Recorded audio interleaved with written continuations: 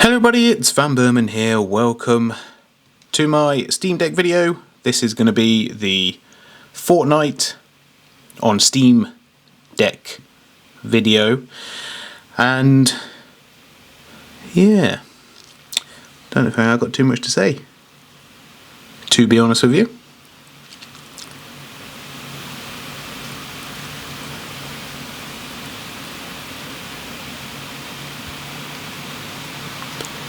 I mean, what were you expecting? It's a Fortnite on the Steam Deck.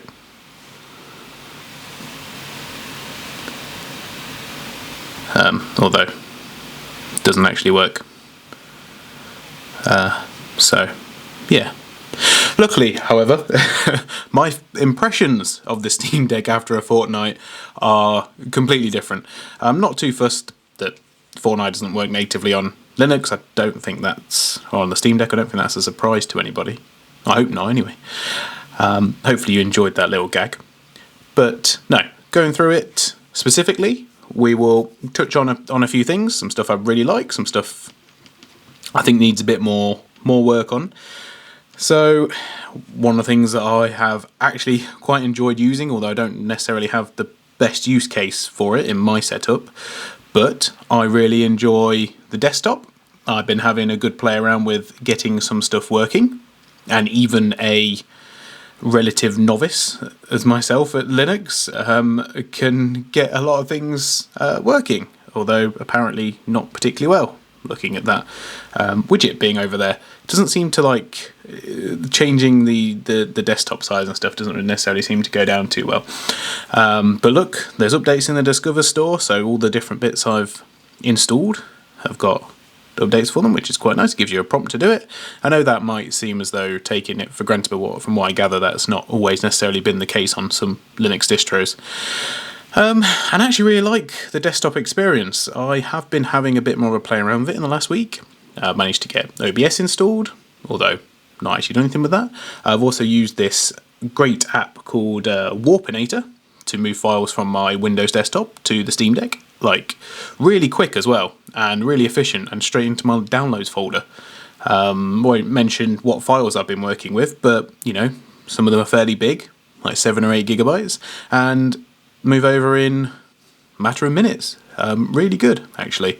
And then you get around all the issues with, you know, different memory card formatting and that sort of thing. So yeah, there's loads of really good tools on the Discover store actually, and you can run games natively on the desktop if you like as well. I have been playing around with some stuff that's more Linux based, which is nice, getting them to run, and then everything just seems to work really well, especially with the Proton integration, which to me seems to be the key in literally all of this and making this possible. And we've hit a sweet spot with hardware as well. But the fact that, you know, we can install stuff through Steam, through the Steam launcher, and have it work that way by enabling the Proton compatibility layer, it's a game changer. It really is. And there's more stuff I want to do, so I can't really talk too much about it. There's some stuff I would like to show you, but for fear of being struck down in my prime, I can't, unfortunately. But you know, I've not had although I should say I've not had the best luck with Lutris. I have been using the Steam compatibility layer as much as possible.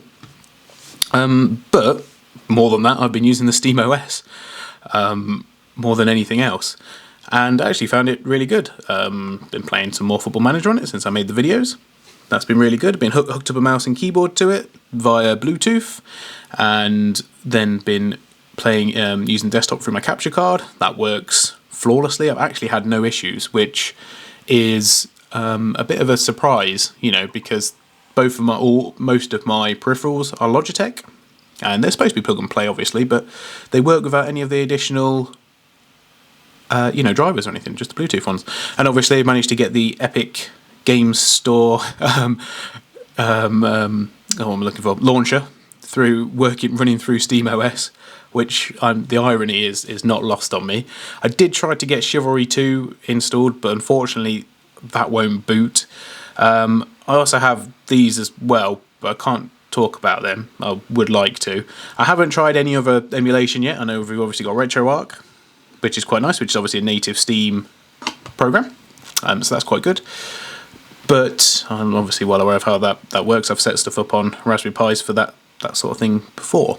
I've also been really impressed with the performance. I know obviously you guys see a lot of those, probably do watch a lot of those videos. So, you know, the Elden Rings one, the Football Manager one, doing the tests at 3 watts as well, which, yeah, all in all, I've been incredibly impressed with. So I do want to talk about battery life because I feel as though I need to. And there's been a lot of, I don't know if it's necessarily sour grapes or not, in terms of, or whether people just have unrealistic expectations. So, I mean, and I have put this in the comments, but, you know, running Elden Ring, medium settings, for 2.5 hours at 800p at 30 FPS seems to me to be a very realistic prospect. Now, I don't know if people have used gaming laptops before. I've had one with a 1060 in and a 2060 in, and what they do is they limit games to 30 FPS anyway when you're on battery power, and you still, and these have got obviously up to much bigger batteries, much bigger screens and everything else that draws more power, and they don't get that much better battery life, and they certainly won't have the same power as this, because a lot of laptops, unless you've got primo ones, will disable discrete graphics on their chips for good reason, to save power, because some of them can run up to 85, 100 watts, I think some of the new ones, and that's really worth bearing in mind when you consider the Steam Deck in reality to other such things. I mean, the Switch battery life isn't all that great either for like Breath of the Wild or something, and the Switch generally tends to cap stuff at 30 FPS on battery. Now, to me, if I was Steam and I wanted it to be a more console experience rather than a PC experience, I may just cap everything on the Steam Deck to 30 FPS. You can then say, you know, battery life is massively increased. But the point is, you've got that's a very nice battery life number, but you've got the ability to make these changes as you want. You can set your frame rate, you can set your GPU clock, your power limit on your processor. You can turn off Wi-Fi, Bluetooth if you think that'll help. You've got FSR in the games where it does actually work. You know, it's, I don't know. I struggle to take a lot of the criticism about the battery life and stuff, you know, and actually for it to be legitimate. Because you've got to remember, I mean, I've taken this apart and I don't have my picture now, but the battery takes up this bit here, effectively. You got your processor here, I think, the fan here, sorry. Your processor, I think, is about here, and then you got your heat pipes down here. So, yeah, okay, you've got cavernous bits in where your hands go. You're not going to want your battery there. You've got, obviously, a screen the other side anyway. I think here you've got your SSD. I actually can't remember what's here. But the fact is, you know, the battery comes up in here. There's no more room physically where you could have any more battery cells without it being much thicker. And obviously I've compared it to the Switch with admittedly, you know, more chonky handles, and they're roughly about the same size.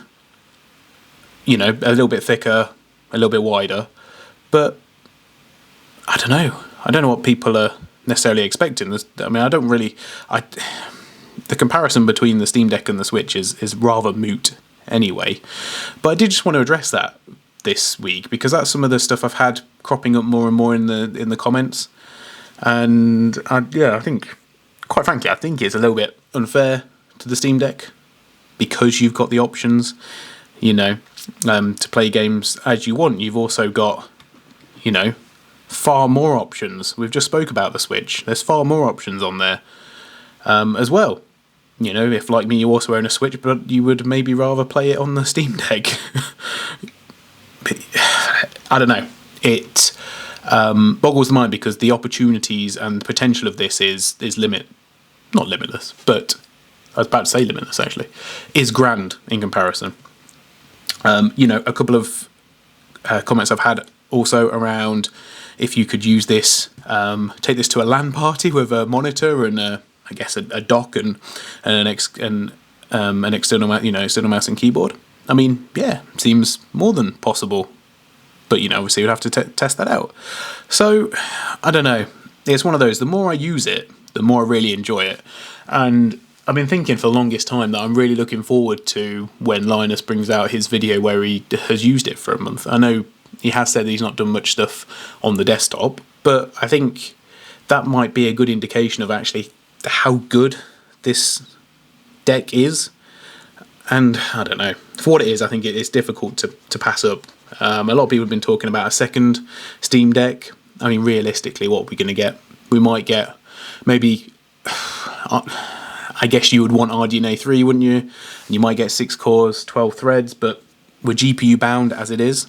So, I don't know. I'm not sure. How exactly, or what exactly people are necessarily looking for. So, yeah, I'm more than happy to have more comments on this, but I have been relatively, like I say, impressed. Now, I'm going to go through some of the negatives, or some more of the negatives that I have experienced in the last week. So I've noticed that there's been noticing it for a while, but games will hang quite a bit when I go to launch it. If I go to launch Elden Ring now, there's a chance that I might just get a white screen.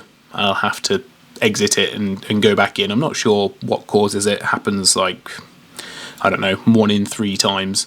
Although when it's booted up the first time, it then seems to run fine. So, can't really contribute that to too much. But it is something, like I say, that happens semi-regularly. Although we've done live streams where I've been running games and maybe only 1 or 2 out of the 20 or so had an issue where I had to exit out and go back in. So maybe it's an anti-cheat thing, maybe it's a Steam thing, maybe it's an Elden Ring thing. I don't know. I guess because Elden Ring is sort of like the poster child for the Steam Deck in many ways. That sort of is the one that gets brought up the most. So this might work straight away now, and it has done. So it's made me a liar. But the point is that has been what's happened. Another thing is I've been struggling to get used to the trackpad, particularly on games that require mouse, or would traditionally require mouse and keyboard. And I think that is more of a time spent thing, so I don't want to say that it is an issue right now. I think that's something more for a month out, because I do want to try, RTS games, playing Football Manager a bit more, and it might be just a skill and a familiarity thing, that takes a bit of time to get used to. And of course, individual people's mileage will vary on that as to, whether they have better luck with the touchpads than me, for example. The gyro, while I've not found it very particularly useful, it has been quite fun, and I can see how it works. Whether I would rely on it if I was playing a non-single-player shooting game, for example, probably not. Another issue is the on-screen keyboard. I'm just sort of scattergun approach here, but the on-screen keyboard during desktop mode can sometimes be a bit finicky. Like you're trying to get the button that you want to get, the letter that you want to get, but it does select it, but then you finish selecting the word and then just the last letter will appear in the search box sometimes. Admittedly, I've mostly got around this because I've got a Bluetooth keyboard hooked up to it anyway, and I also am not terribly sure how often you would realistically use desktop mode while you've got it handheld. You would dock it, I think, and then put it in desktop mode. That's the way I see it working most of the time, and therefore not really that big of a deal. Although, certainly Valve could do something about that going forward. It's also been really good to see, as we've seen in the last week, loads of games, especially when you're willing to go on and try experimental versions of Proton, particularly Glorious Egg Roll, which adds back a lot of features for like the video files and stuff. So that's all been like incredibly promising, I think. And all the stuff with the emulation has worked perfectly fine as well. Some of it with extremely minimal setup, which is actually pretty pleasing to those of you who frequent and dabble in that sort of thing. But I think that's probably about it. A lot of people have mentioned stuff about the fan. I've done the best I can with the fan testing. You know, it can be audible, especially if you've not got your sound on. But if you're using headphones anyway, you're not going to hear it. But other people will. And you know, up to about 50% is audible. But to me, that's not a problem. To other people, that will be. It just depends, of course. And yeah, I don't know. Other than addressing the battery thing, which I guess is the big hoo-ha. Yeah, I don't really have any issues, and I think it is a matter of expectation. So what was my expectation of the Steam Deck? And I think I've been quite consistent with this since I first had it. Is I expect stuff to run at medium settings with at least 30 FPS, whatever game it is, and I haven't yet found a game that doesn't. I've not tried it, but in the comments very recently, Metro Exodus apparently will run very close to, or yeah, will sort of maybe average 30 FPS on medium settings, which is incredible. To be honest, I do have Metro Exodus, so it's something I can test. It's just a big install file, that's why I haven't done it yet. But you know, that should tell you all you need to know, I think. And then barring, you know, the odd issue with the odd game here or there, or being unsupported, or what have you, I think it's been, I don't know, I think it's been really good. And as someone who does enjoy a bit of tweaking, not sort of full modding and all that sort of stuff and too much experimenting, you know, I found that it sort of scratches that itch as well, because Linux is relatively new to me. I have used it. I did use it when I was at uni because my laptop didn't work properly in Windows, but that was just like text editing. I've used it on my test bench for a bit, but really just messing around with it, not with any real intention or purpose, I guess. Whereas with the deck, it's sort of given me that inclination, I guess, to tinker a bit more and look into, you know, explore more forum posts, see how I can get different games or launchers and stuff working. And there's lots of people that are extremely knowledgeable who are sharing their information, and that sort of stuff is invaluable, I think. And that is what will make this great, I think, for people like me who like to tinker, but maybe aren't the people that will come up with the guides themselves, if you like. Like, I don't know what I'm going to do with the Epic Store launcher. I literally only kept it so I could make the Fortnite joke. But if you've got any like single player games, I guess, on your Epic Store, because obviously they do give out free games every month, don't they? I imagine they would run fine, but I haven't yet given it a try. I have used Lutris to install a GOG game, admittedly a very old DOS-based game that uses DOSBox, but that ran perfectly fine on the desktop mode. I could then, no doubt, add that to launch in Steam as well. So, I don't know. I tell you, one of the things that is flagging up to me now, and this might be a bit of a controversial take, and I do still want to dual boot Windows. Like, this is something I really want to do, and I'll do a video on that and see how performance is. Unfortunately, I don't have two Steam Decks. Wow, that's going funky. It's almost like it knows it's not supposed to be doing it. Maybe on here I'll install like Hand of Fate 2. I actually quite like Hand of Fate 2, and then I'll see if I can get it running. Obviously not while it's in epilepsy mode. Sorry everybody. Let me go back to home for now, and I'll do that and see how that works. But I don't even actually feel the need to go to Windows. What does going on Windows prove other than giving me familiarity? Pretty much all the stuff I want to do on Windows I can also do on Linux, which is a lighter operating system. And there's and you also get that tinkering aspect, because this is never going to be a main computer. If it was, and I was using it as a laptop substitute that I would dock, then yeah, I probably would want Windows on it, to be fair. But once again, that's a familiarity thing. So I can't remember where I was going with it, but yeah, basically, I'm a really big fan of the KDE, and I think that it is brilliant. I was maybe a bit more sceptical at the beginning, which you probably would have noticed, and I guess we'll see how this lines up when I do my 1 month impressions, because I guess the more longer term the more time you've had to really sort of work out the kinks and the quirks of a machine. But I have spent a lot more time with it than maybe I would have done if I wasn't making videos as well. So you've got to factor that in also. Anyway, I've blabbered on for nearly 20 minutes now, if you can believe it. But thank you for watching, everyone. Hope you enjoyed the video. Let me know what you think, because that's always important. Even if you disagree, let me know what you think. Did you have greater expectations for the Steam Deck that has 8 RDNA 2 CUs and 4 cores, 8 threads, Zen 2 processor? Maybe you did. I don't know. But for me, it is actually performing above my expectations if I just looked at it on paper. Alright guys, I'll leave it there, but thanks for watching. Let me know if there's like game suggestions and stuff like that, or things to try. I've got quite a few things noted down in my notebook to do videos on. It'll keep me occupied for the next 2 weeks, don't you worry. And I'll see you all very soon. Bye for now.